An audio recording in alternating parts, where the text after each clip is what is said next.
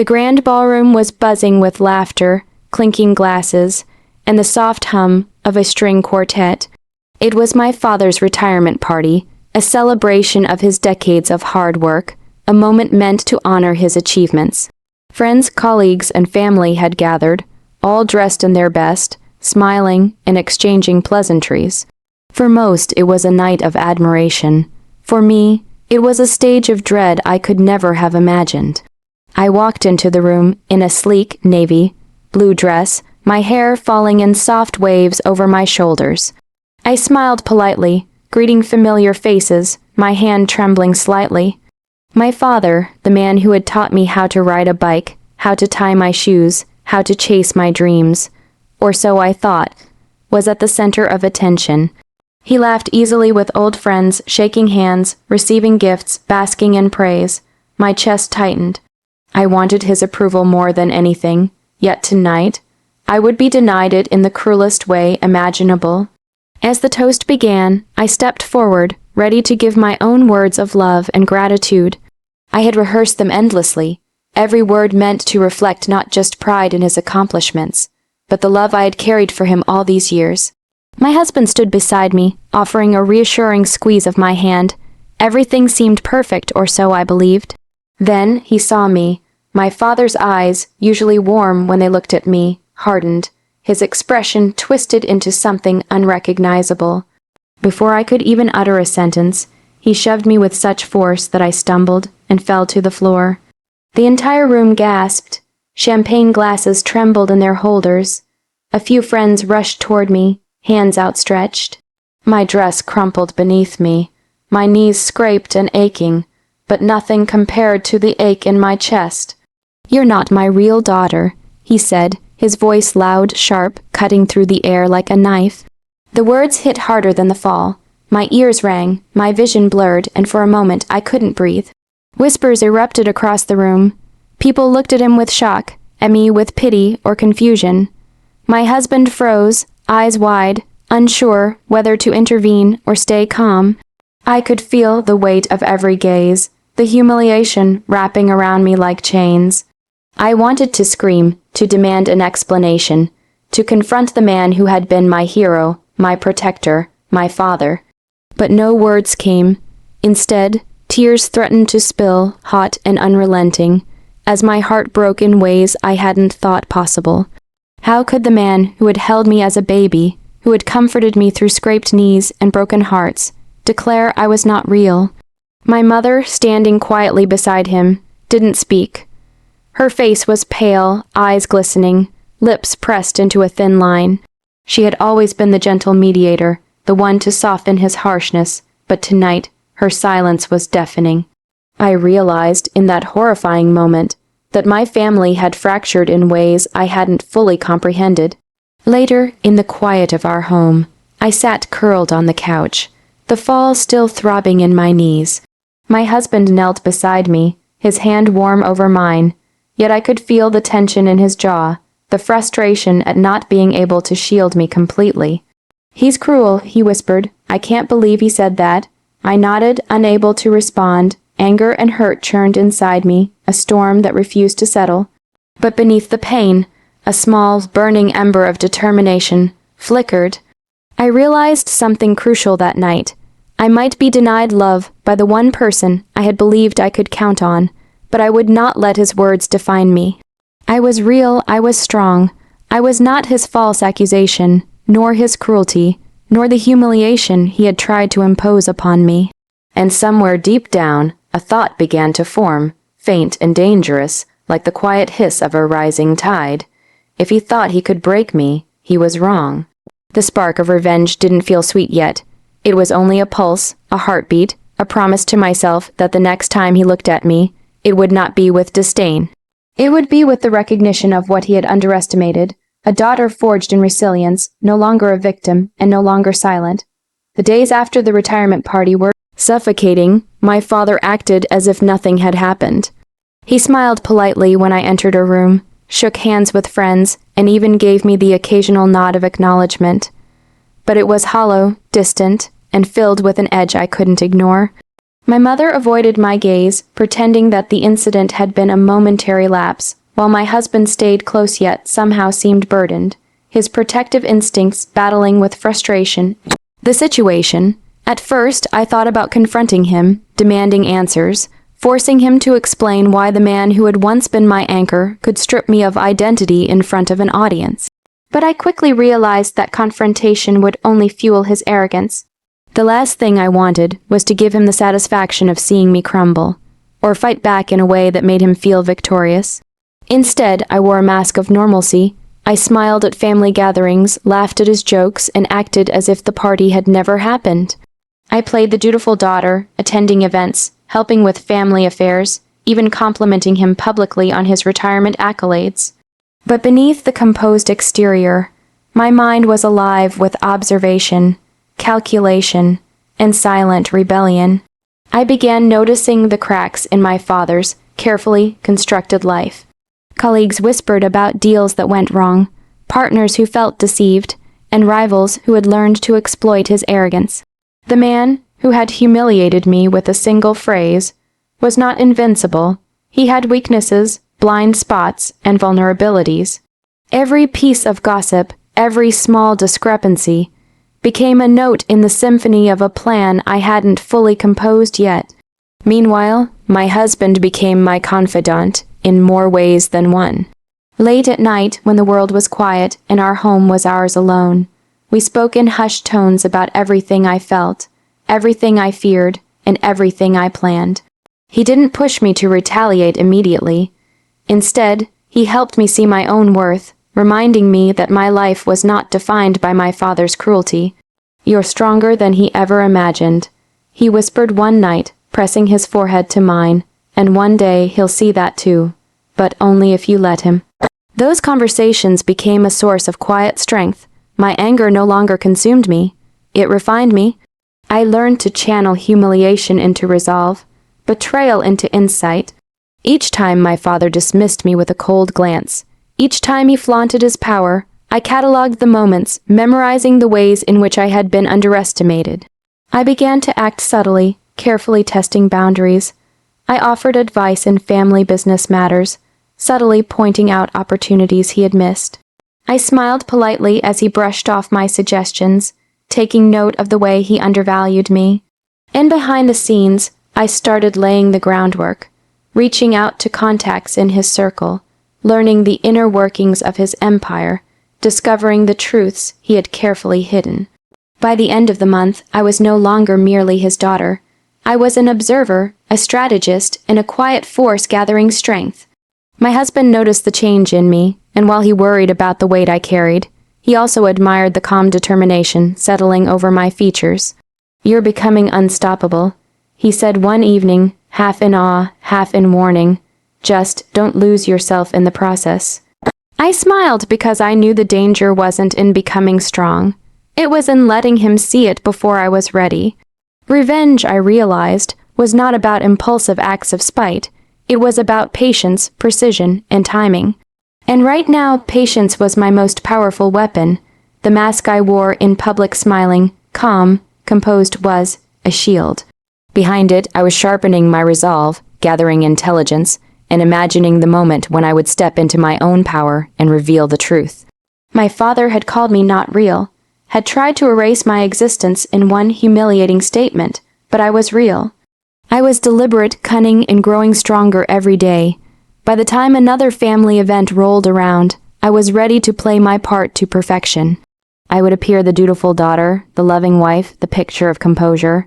But beneath the surface, I was already planning, already moving toward a sweet, quiet reckoning that would remind him of one undeniable fact. I was not just real, I was unstoppable. Months had passed since the night my father shoved me to the floor and declared I wasn't his real daughter. In that time, I had learned to hide the storm within me behind calm smiles, subtle gestures, and the mask of normalcy that everyone, including him, took at face value. But beneath it, I had become something he could never anticipate. Quiet, intelligent, and unstoppable. Revenge, I realized, was not about anger. It was about precision, patience, and timing. It began with small moves, almost imperceptible. I started by observing him more closely. understanding not just his business dealings, but the way he relied on appearances, his obsession with respectability, and the subtle insecurities he hid beneath his arrogant posture. I reached out to colleagues he had underestimated, people he had written off as insignificant. Slowly, I built bridges, gathered insights, and learned the cracks in his carefully maintained empire. Each secret I uncovered, each small victory in knowledge, became a brick in the foundation of my plan. At home, my husband became my co-conspirator, though never in a way that encouraged cruelty. He reminded me that the goal wasn't to destroy my father, but to reclaim my power and dignity. "Let him see what he missed," he said one night, brushing a strand of hair from my face, "not because you want to hurt him, but because you deserve to be recognized." And recognition, I realized, was mine to claim. I began attending social and professional events in my own right. My charm, intelligence, and unwavering composure attracted admiration and respect. Slowly, people in my father's circle began noticing me not as his daughter, but as a force to be reckoned with in my own right. Invitations arrived, opportunities opened, and his carefully constructed aura of superiority began to falter, silently, almost imperceptibly. The true turning point came at the annual corporate gala, an event my father had long used to assert his dominance and showcase his achievements. This year I walked in wearing a confident smile, dressed impeccably, my husband by my side. The guests barely recognized the woman I had become, poised, commanding, respected. My father looked at me with a flicker of surprise, quickly replaced by the habitual pride he wore like armor. But beneath it, I could sense uncertainty creeping in, a faint tremor in his otherwise assured posture. I had orchestrated subtle revelations for the evening. With carefully placed conversations, I exposed discrepancies in his business dealings that he had long ignored, pointed out mismanaged projects, and highlighted colleagues he had betrayed all without uttering a single confrontational word. The room responded, whispers turned into astonished glances, polite smiles turned into awkward laughter, and suddenly, the once unshakable patriarch of our family and his business world appeared fallible. I didn't gloat, I didn't shout, I didn't make him confront me directly. I let the truth speak for itself, and it did so beautifully. People who had once admired him now questioned, hesitated, and whispered behind his back, and I, the daughter he had publicly shamed, stood at the center of it all, radiating calm power. After the gala, my father approached me, his expression a mix of irritation and grudging acknowledgement. "You've changed," he said finally, as if he were tasting words he hadn't intended to say. "Yes," I replied softly, holding his gaze. "I've always been real. You just refuse to see it." My husband's hand found mine, his thumb brushing over my knuckles. His pride was palpable, but there was no smugness, no desire to humiliate, only a quiet recognition that I had reclaimed my dignity in a way no one could take from me. For the first time since that terrible night, I felt completely unshackled. I was no longer the powerless daughter who had fallen to the floor. I was a woman who had turned betrayal into strategy, pain into strength, and humiliation into triumph. That night, lying in bed beside my husband, I realized something vital. Revenge was not about ruining him. It was about asserting my truth. It was about walking through the world unashamed, confident, and unstoppable. My father had tried to define me, to diminish me, to erase my existence. But I had outsmarted him, outgrown him, and reclaimed every piece of myself he thought he could destroy. And the sweetest part, I had done it all with grace. The weeks following the gala were different. The tension that had lingered like a shadow in every family gathering had shifted. My father no longer held the unquestioned authority he once wielded. The whispers of doubt followed him like a quiet echo.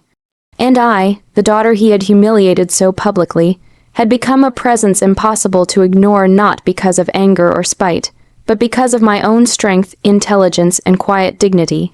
He reached out eventually, in a tentative, uncertain way, sending a message that asked for a conversation.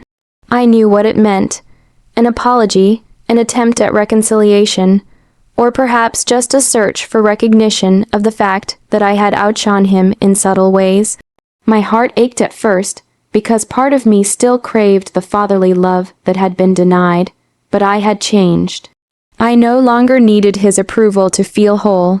I had built my life, my identity, and my worth outside his shadow. When we met, his expression was a mixture of discomfort and humility. "I was wrong," he said finally, words heavy with years of denial. I never should have said what I said that night. I studied him, searching for sincerity, measuring the weight of his words. But I had learned something vital over the months. Healing, for me, was not dependent on his remorse. "It hurt," I said quietly. "You made me doubt myself for years. But I've realized that my worth isn't tied to what you say or fail to say. I am who I am." The silence that followed was telling. He didn't argue, didn't try to manipulate, didn't attempt to diminish my words. He simply nodded, a faint acknowledgement that his actions had consequences he could no longer control. In that moment, I understood something profound. I didn't need his apology to feel vindicated. My life, my achievements, my dignity, those were already my own. After that meeting, life began to feel lighter. My husband and I continued to build a home rooted in trust, love, and mutual respect. Our laughter filled the rooms that once seemed heavy with tension. We traveled, explored passions long neglected, and celebrated small victories with genuine joy. Each step I took was a statement. I was real, I was loved, and I was unstoppable. Not because I had proven him wrong, but because I had proven myself right. Family events became easier, not because my father had changed completely, but because I had changed. I no longer sought his validation. I no longer waited for him to acknowledge me. And in that freedom I discovered a joy I hadn't known before, the power of self-recognition, the sweetness of standing tall, and the beauty of living for myself. There were moments when memories of that cruel night surfaced, the push, the words, the shame, but they no longer held me captive. Instead, they served as reminders of how far I had come. Each scar, emotional or otherwise, had become a mark of resilience, a testament to the woman I had become. My father's attempt to erase me had failed spectacularly. He had underestimated the strength he had instilled in me without even knowing it. The final turning point came unexpectedly, at a casual family gathering. I walked into the room with my husband, confident and calm, greeting everyone with warmth and ease. My father watched from across the room, and for the first time in my life, I saw him without fear or resentment in my eyes. I smiled at him, not the timid daughter who had been pushed to the floor, but the woman who had survived, flourished, and reclaimed her identity. He approached hesitant, and for a moment, it felt like the past had never existed. But I knew it had, and I honored it silently, as part of the story that had shaped me. I offered him a polite nod, an acknowledgement without dependence. His eyes, a mixture of shame and admiration, met mine, and I realized that our roles had reversed. I was no longer the powerless child. I was the person who had turned betrayal into strength, humiliation into determination, and love denied into life reclaimed. As the evening continued, I felt a sense of peace that had eluded me for years. My husband squeezed my hand, a quiet reminder that together, we had built something unbreakable. I had survived the fall, navigated the storm, and emerged not only unscathed but radiant. The past, with all its pain, had become the foundation of my future. And in that moment, I understood the truth I had fought so hard to embody. Revenge was never about punishment. It was about redemption, self-respect, and rebirth. I had claimed my life, my love, and my happiness. My father had tried to erase me, but I had written myself into existence in bold, undeniable ink, and nothing, not anger, not betrayal, not even his denial, could take that away. I was real, I was whole, and I was free.